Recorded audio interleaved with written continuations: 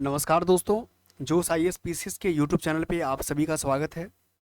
दोस्तों, अभी हम लोग यूपीएससी 2023 का जो प्रीलिम्स पेपर जीएस हुआ था, उसका हम लोग एनालिसिस आरएनडी और पोस्टमार्टम की प्रक्रिया में हैं।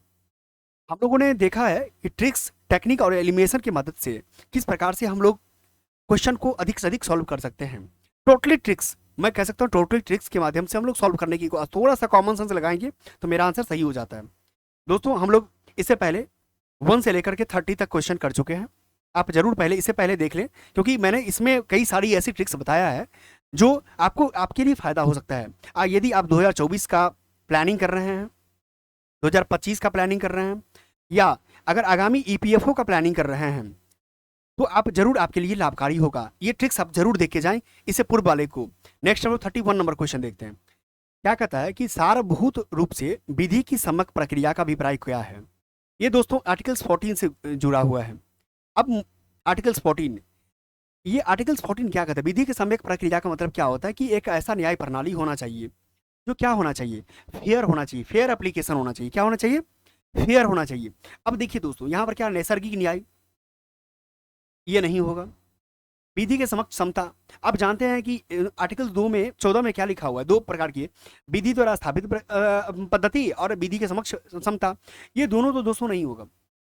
अब यहाँ पर ये, क्योंकि इसका अभिप्राय पूछ रहा है आपसे, ये नहीं पूछ रहा है, अलग अलग नहीं पूछ रहा है, इसका अभिप्राय पूछ रहा है। इसका मतलब होता है कि फेयर, क्या होना चाहिए, फेयर एप्लीकेशन होना चाहिए। क्या होना चाहिए? फेयर एप्लीकेशन होना चाहिए। ठीक है, फेयर एप्लीकेशन से क्या, विधि का निष्पक्ष, यानी निष्पक्ष की बात कर रहा है, निष्पक्ष प्रतिनियुक्ति की बात कर रहा है, इसीलिए आंसर क्या होगा? सी होगा। चलते हैं 32 नंबर क्वेश्चन।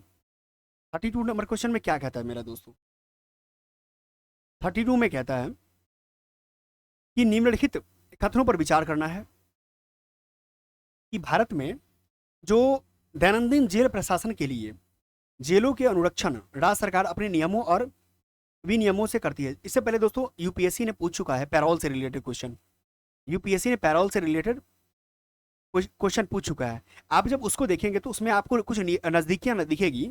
जेल प्रशासन का संबंध राज्य सरकार को है, बिल्कुल सही है, ये सही होता है। अब यहाँ भारत में नेक्स्ट दिया हुआ है कि भारत में जेल का नियंत्रण जेल अधिनियम 1984 द्वारा किया जाता है, जिससे जेल का विषय स्पष्ट रूप से प्रांतीय सरकारों के नियंत्रण में रहा। अब देखिए, यहाँ पर बात हो रही है स्पष्ट रूप से, क्या बात हो रही है? स्पष्ट रूप से प्रांतीय, प्रोविंशियल गवर्नमेंट, और यहाँ और राज्य सरकार हो रही है। एक, अगर मैं जो देख रहा हूँ अभी तक, जो जो मार्केट में एनालिसिस है, मैंने उस एनालिसिस को भी एक बार देखने की कोशिश किया और अपना भी मैंने ब्रेन लगाया कि क्या होना चाहिए। तो देखिए, यहाँ पर मुझे लग रहा है कि ये एक्ट सही दिया हुआ है। ठीक है, एक आप कह सकते हैं कि इसका वेरीफाई कर रहा है, तो इसका आंसर ए भी जा सकता है। यदि मान लिया जाए कि यहाँ पर स्पष्ट रूप से प्रांतीय सरकारों के नियंत्रण में रहा, तो ये शुरुआत की विषय में बात कर रहा है। हम इसको डॉट में रखेंगे क्वेश्चन को, क्योंकि सारे क्वेश्चन को डॉट में करेक्ट नहीं कर सकते, इसको डॉट में रखते हैं। ठीक है, अब ये अगर देखेंगे तो इसका आंसर, आप अगर मेरे अनुसार कहें, इसका आंसर ए भी हो सकता है और इसका आंसर सी भी हो सकता है। ठीक है, अगर यूपीएससी को देखना रहेगा यूपीएससी आंसर इसका क्या लेती है। अगर मान लिया जाए, अगर इसको सही कर लेती है तो इसका ए हो जाएगा। अगर मान लिया जाए ऑप्शन सेकंड को, कथन 2 को गलत कर लेती है, तो इसका आंसर सी चला जाएगा। नेक्स्ट हम लोग चलते हैं 33 नंबर क्वेश्चन। 33 में क्या कहता है कि, ये भी दोस्तों मेरा फ्री का मार्क्स है, ये मेरा फ्री का मार्क्स है, क्योंकि पीवाईक्यू में पूछा गया क्वेश्चन है कि संविधान जो है को क्या बोलते हैं, मुख्य प्रयोजक सर्वोत्तम रूप से क्या प्रतिबिंबित करता है। ये सीमित सरकार, लिमिट गवर्नमेंट की बात कर रही है, सरकार का की शक्तियों की परिभाषित और सीमाबद्ध, या सीमाबद्ध की बात कर रहा है। मैंने देखा इसको, मैंने डायरेक्ट इसको आंसर टिक कर लिया। जब ये संविधान की, संविधान मतलब क्या करता है, गवर्नमेंट चलाने के लिए सीमित करता है। ठीक है, ये शक्ति देता है और सीमित भी करता है। ठीक है, मेरा आंसर आ गया, कोई इसमें दिमाग नहीं लगाना था मुझे। ठीक है, इसी प्रकार से आप लोग भी करने की कोशिश करें, डेफिनेटली आप प्री क्वालिफाई कर जाएंगे बहुत इजीली वे में, क्योंकि 100% मुझे लग रहा है यहाँ ट्रिक्स अप्लाई हो रहा है, और जहाँ नहीं लगे वहाँ कॉमन सेंस अप्लाई करके लगाएंगे। यहाँ देखिए, भारत में निम्नलिखित में से किस संविधान संशोधन के लिए व्यापक रूप से यह माना गया है कि उसे मूल अधिकार की न्यायिक व्याख्या को अभिभूत करने के लिए अधिनियमित किया गया है। अब दोस्तों देखिए, मूल अधिकार, फंडामेंटल राइट, फंडामेंटल राइट से अब दोस्त पहला तो नहीं होगा, और 86, क्योंकि 86 शिक्षा से जुड़ा हुआ है। किससे है? शिक्षा से जुड़ा हुआ है। अब दोस्तों देखिए, और ये पहला लैंड से जुड़ा हुआ है, बिहार से जुड़ा हुआ है। अब देखिए एक और मेरा डी 50-50 चले गए, या तो 42 हो गया, तो भाई सबसे ज्यादा किसका आप किसको टिक करेंगे, मैं आपसे पूछूंगा, आप किसको टिक करेंगे? तो मूल अधिकार से आप कहेंगे सर मैं 42 को टिक करूंगा। आप टिक करिए, आप बिंदास में टिक कीजिए 42 को, आपका आंसर सही है। मैंने इसी प्रकार से उसको टिक किया, मेरा आंसर सही हो गया। नेक्स्ट चलते 35 नंबर क्वेश्चन। विशेष नॉलेज की कोई आवश्यकता नहीं दोस्तों, एक सामान्य नॉलेज, मैं कहता हूं सामान्य नॉलेज आपके पास है, आपने बहुत ज्यादा रिसर्च नहीं किया है फिर भी आप पढ़ते, लेकिन मैं कहूंगा आप जरूर, यूपीएससी के द्वारा पूछा गया क्वेश्चन है, आप उसको जरूर रिसर्च करके जाएं। आप कितने किताब पढ़ते हैं कोई बहस नहीं करता है, आप कितने पीवाईक्यू को एनालिसिस करते हैं ये जरूर बहस करता है। 35 में देखिए क्या कहता है, ये भी क्वेश्चन दोस्तों पीवाईक्यू है, मैं कहता हूं इसको भी पीवाईक्यू, क्योंकि इससे पहले पूछा गया है कि कौन सा संगठन जो है सो संविधानिक है, यानी कॉन्स्टिट्यूशनल है, राष्ट्रीय पिछड़ा वर्ग आयोग, ये जानते हैं हम लोग दोस्तों, एनसीआरबी में दिया गया है, एनसीबीसी में क्या है, एनसीबीसी, एनसीबीसी है कॉन्स्टिट्यूशनल। ये मानव अधिकार, ये नहीं है, ये नहीं है और ये नहीं है, मेरा आंसर केवल एक आ गया। अब दोस्तों देखिए इतने क्वेश्चन अभी तक बनाया मैंने, इसमें मुझे चार में केवल एक सही होने वाला केवल एक है, यानी मान लिया जाए केवल एक, चार में दिया है, चार में केवल एक एक है, तो ये इसकी संख्या बहुत कम है ना, लेकिन दो तीन की संख्या ज्यादा रहता है। ठीक है दोस्तों, 36 नंबर क्वेश्चन। 36 नंबर क्वेश्चन क्या कहता है, यदि भारत के राष्ट्रपति का निर्वाचन भारत के उच्चतम न्यायालय द्वारा शून्य घोषित कर दिया जाता है, तो ऐसे विनिश्चय की तिथि से पूर्व राष्ट्रपति के पद से के कर्तव्यों के निष्पादन में राष्ट्रपति के द्वारा किए गए सभी कृत अविधि मान्य हो सकते हैं। दोस्तों अब बताइए, राष्ट्रपति साहब जितने भी एक्टिविटीज किया है, कृत्य किया है, क्या सभी अविधि मान्य हो जाएगा? ऐसा नहीं है, गलत है। अब देखिए फिर कहता है कि भारत के राष्ट्रपति के पद के लिए निर्वाचन इस आधार पर मुलतवी किया जा सकता है कि कुछ विधानसभा सभाएं विघटित हो गई है और उनके निर्वाचन अभिशेष होने। दोस्तों राष्ट्रपति के चुनाव किसी विधानसभा के लिए वेट नहीं करता है, ठीक है, ये भी गलत है। कोई विधेयक भारत के राष्ट्रपति को प्रस्तुत किए जाने पर संविधान द्वारा विहित की गई समय सीमा के अंदर राष्ट्रपति को अपनी अनुमति देनी होती है, ऐसा कुछ नहीं है। राष्ट्रपति चाहे तो अपने पास रख सकता है परमानेंट के लिए। अभी तक में आपने देखा था एक जो इंडियन पोस्टल एक्ट के बारे में, इसको भी रख लिया था अपने पास में, ठीक है, तो ऐसा कुछ भी नहीं है। अब ये जो मेरा लक्ष्मीकांत जो पॉलिटी है, इसको आप यदि पढ़े हैं तो ये बहुत इजीली आंसर आपने इसको फाइंड आउट कर लिया, इसमें कोई नहीं होगा, 36 का आंसर इसमें कोई नहीं आंसर होगा।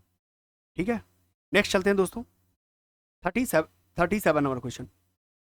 ये 37 नंबर क्वेश्चन क्या कहता है, 37 नंबर क्वेश्चन में देखिए ये भी क्वेश्चन पी बाई क्यू है, ये भी क्वेश्चन दोस्तों पी बाई क्यू है। ठीक है, आप इसको देख सकते हैं 2018-19 में, अब मैं श्योर हूँ तो 18-19 में आप देखेंगे तो मिल जाएगा। धन विधेयक और वित्त विधेयक की तुलना करके बात पूछी गई है। अब देखिए दोस्त क्या कहता है कि यहाँ पे कौन सही है, जब लोकसभा वित्त विधेयक को राज्यसभा में पर भेजती है, वित्त विधेयक के बारे में बात हो रही है, तो राज्यसभा उस विधेयक को संशोधित या अस्वीकृत कर सकती है, बिल्कुल सही है, कर सकती है। यहाँ धन नहीं है, वित्त विधेयक है। जब लोकसभा धन विधेयक को राज्यसभा में भेजती है, यहाँ धन विधेयक है, राज्यसभा उस विधेयक को संशोधित या अस्वीकृत नहीं कर सकती है, वह केवल अनुशंसा का, बिल्कुल सही है दोस्तों, क्योंकि धन विधेयक पर केवल अधिकार लोकसभा का है। किसका है? मनी बिल पर किसका है? मनी बिल पर सिर्फ और सिर्फ लोकसभा का है।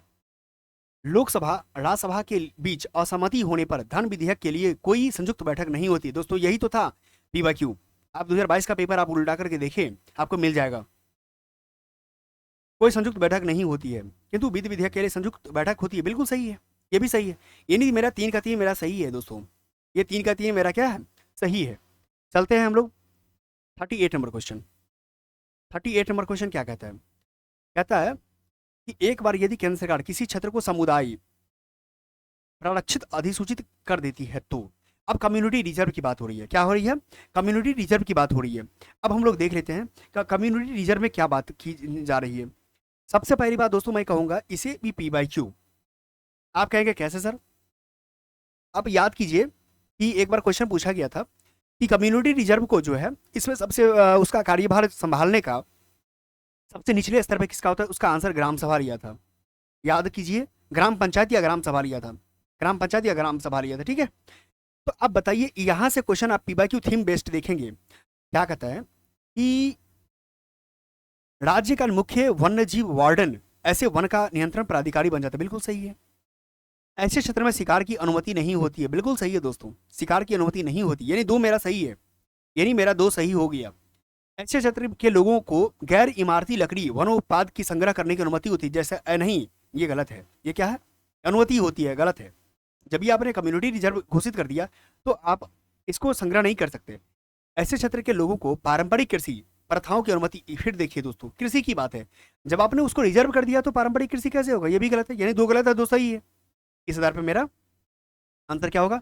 दो होगा। दोस्तों इसके बारे में मैं बता दूं आपको, इसका जो है अमेंडमेंट करके लाया गया था, WPA एक्ट जो 1972 है, इसी को अमेंडमेंट करके लाया गया था 2002 में, ठीक है। और इसी चीज में कम्युनिटी रिजर्व को डिफाइन किया गया था, कम्युनिटी रिजर्व को डिफाइन किया गया था, ठीक है।